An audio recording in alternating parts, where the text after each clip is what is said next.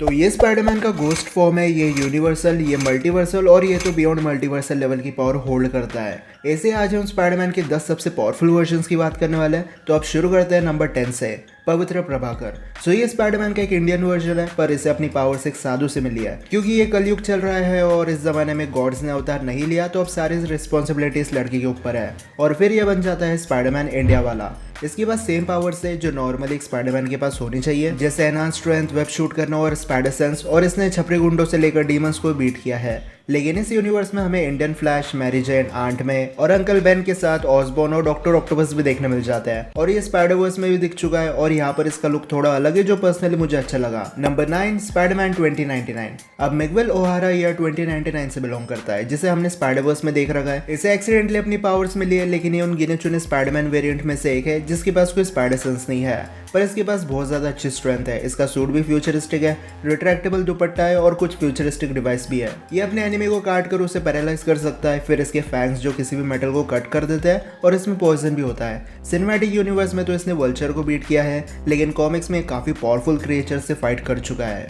Number 8, spider Hulk. ये model Hulk के special event में अपीयर हुआ था, जहां हल्क ब्रूस बैनर की बॉडी से निकलकर स्पाइडरमैन में चला जाता है और अब स्पाइडरमैन के पास हल्क की सारी पावर्स है। इसकी स्ट्रेंथ बढ़ चुकी है, ड्यूरेबिलिटी भी अच्छी है और ये स्पाइडरमैन की तरह स्विंग करता है। पर हल्क एक ही जंप में बहुत बड़े डिस्टेंस ट्रैवल कर सकता है, तो यहाँ पर वेब्स की मदद से स्विंग करने का कोई सेंस नहीं बनता। लेकिन फैंटास्टिक फोर को फाइनली आना पड़ता है इस वर्जन को कंट्रोल करने के लिए और ये हल्क को पकड़ भी लेता है। पर अब क्वेश्चन आता है कि स्पाइडरमैन हल्क कैसे बना? बेसिकली हमारे गॉड ऑफ मिस्चिफ की वजह से। हीरो बनने के चक्कर में लोकी ब्रूस की बॉडी से गामा एनर्जी निकाल देता है, जिसकी वजह से ब्रूस और हल्क दोनों अलग हो जाता है। पर एक्सीडेंटली गामा रे स्पाइडरमैन के अंदर चली जाती है और वो स्पाइडर हल्क बन जाता है। अब लोकी अपने एक्शंस को रिवर्स नहीं कर सकता, इसलिए फैंटास्टिक फोर एक लैब में ब्रूस बैनर को रख देता है। कुछ गामा रेस बॉडी में होने की वजह से ब्रूस एक लिटिल हल्क बन जाता है और वो स्पाइडर हल्क के पास जाकर सारी गामा रेडिएशन एब्जॉर्ब कर लेता है और अब स्पाइडरमैन फ्री हो चुका है पहले की तरह। Number 7, Marvels zombie Spiderman. अब यूनिवर्स 2149 में एक ज़ॉम्बी स्पाइडरमैन देखने मिला जो एक ओवरपावर्ड वर्जन है,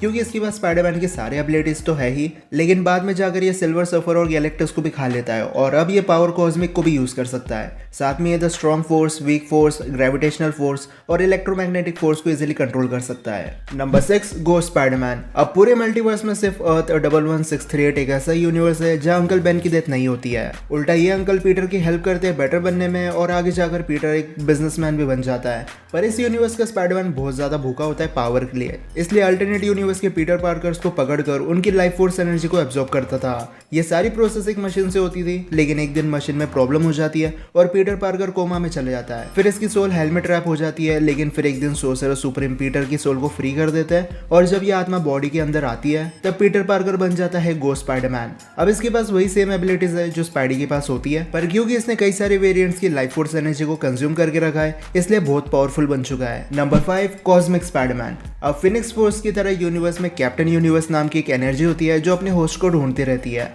और मेन यूनिवर्स के कई सारे इवेंट्स में स्पाइडरमैन को कैप्टन यूनिवर्स की पावर मिली है। इस पावर से होस्ट को यूनिवर्स का बैलेंस मेंटेन करना होता है। अब यूनि पावर से स्पाइडरमैन बहुत कुछ कर सकता है, जिससे लाइट स्पीड से ट्रैवल कर सकता है, यूनिवर्सल लेवल पर मैटर और रियलिटी को मैनिपुलेट कर सकता है। इसने एक पंच में ग्रे हल्क को स्पेस भेज दिया था और ये इन्फिनिटी गॉन्टलेट वाले थैनोस से भी लड़ चुका है। ये दूसरे की पावर को भी छीन सकता है और गैलेक्टस जैसों को बीट करने की ताकत अपने अंदर रखता है। बेसिकली यूनिवर्सल लेवल पर ऐसा कुछ नहीं है जो कैप्टन यूनिवर्स नहीं कर सकता, पर इसकी कुछ लिमिटेशंस है, जैसे अगर यूनि पावर किसी दूसरे यूनिवर्स में चली जाए तो वह वो अपनी पावर्स को यूज नहीं कर सकती, क्योंकि दूसरे यूनिवर्स में वहां की यूनि पावर ऑलरेडी एग्जिस्ट करती है। Number 4, 1985 secret war Spiderman. 1985 में भी सीक्रेट वॉर का इवेंट हुआ था, जहाँ कई सारे हीरोज और विलन्स आपस में लड़ गए थे। अल्ट्रॉन गैलेक्टस से लड़ रहा था, स्पाइडरमैन अकेले सारे एक्समेंस को मार रहा था और डॉक्टर डूम तो बियॉन्डर को ठिकाने लगाने का प्लान बना रहा था। डूम ने गैलेक्टस की पावर को एब्जॉर्ब करके बियॉन्डर से लड़ाई भी की थी, लेकिन फिर डूम बियॉन्डर्स की पावर को कंट्रोल नहीं कर पाता और इस ब्रीफ मोमेंट पर ये सारी पावर स्पाइडरमैन को मिल जाती है, जहाँ वो टेक्निकली कॉस्मिक लेवल पर जा चुका है और अपने थॉट से किसी का भी एग्जिस्टेंस खत्म कर सकता है। और ये वर्जन ओमनीसायंस, ओमनीप्रेजेंट और 9 ओमनीपोटेंट भी बन चुका था, पर स्पाइडरमैन बियॉन्डर्स की पावर को यूज नहीं कर पाता और कुछ देर बाद ये सारी एबिलिटीज गायब हो जाती है। पर जब स्पाइडी के पास बियॉन्डर पावर थी तब उसे गैलेक्टस और लिविंग ट्राइब्यूनल से कंपेयर कर रहे थे। Number 3, बियॉन्डर Spiderman. अब एक अल्टरनेट टाइमलाइन में डॉक्टर डूम बियॉन्डर को मार देता है, जिसके बाद बियॉन्डर की पावर स्कैटर हो जाती है और स्पाइडरमैन की बॉडी में चली जाती है और जो पावर्स डूम को चाहिए होती है अब वो स्पाइडरमैन को मिल जाती है। अब स्पाइडरमैन बियॉन्डर लेवल का बन चुका है। इसने तो मल्टीवर्स के ऑर्डर को ठीक कर दिया था, जो एक मल्टीवर्सल लेवल फीट है। फिर बियॉन्डर की तरह स्पाइडरमैन ऑलमोस्ट सब कुछ कर सकता है, जैसे स्टार को क्रिएट करना या फिर कई सारे यूनिवर्सेस को एक थॉट में डिस्ट्रॉय कर देना।